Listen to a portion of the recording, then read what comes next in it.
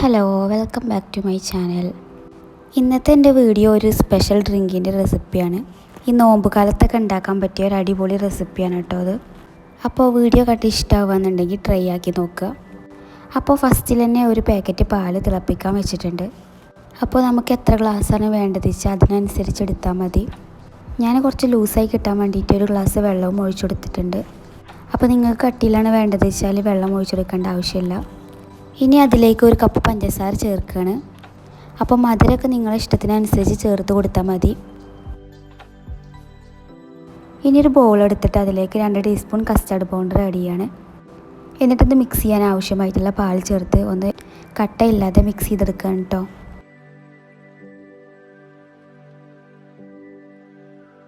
ഇനി ഈ ഒരു മിക്സ് തിളപ്പിക്കാൻ വെച്ച പാലിലേക്ക് ചേർത്ത് നന്നായി ഇളക്കിയെടുക്കുകയാണ്. ഇനി ഒരു 1/4 കപ്പ് വറുത്ത സേമിയനാണ് ചേർത്ത് കൊടുക്കുന്നത്. എന്നിട്ടത് നന്നായി തിളപ്പിച്ച് വേറൊരു ബൗളിലേക്ക് ഒഴിച്ചു കൊടുക്കുകയാണ്. അപ്പോൾ ഞാനധികം കട്ടി വേണ്ടാന്ന് വിചാരിച്ചിട്ടാണ് അധികം കുറുക്കിയെടുക്കാഞ്ഞത്. നിങ്ങൾക്ക് ഇഷ്ടമുള്ള രീതിയിൽ ഉണ്ടാക്കിയെടുക്കാം. ഇനി അതിലേക്ക് ഒരു കപ്പ് മുന്തിരി ചേർത്ത് കൊടുക്കുകയാണ്. അപ്പോൾ ഫ്രൂട്ടൊക്കെ നിങ്ങളെ കയ്യിലുള്ള ഏത് ഫ്രൂട്ടാണെങ്കിലും നിങ്ങൾക്ക് ചേർത്ത് കൊടുക്കാം. അതിനുശേഷം ഒരു നേന്ത്രപ്പഴം കട്ട് ചെയ്ത് വെച്ചിട്ട് കൊടുത്തു. അതുപോലെ തന്നെ ചെറുപഴം കട്ട് ചെയ്ത് വെച്ചിട്ട് കൊടുത്തു.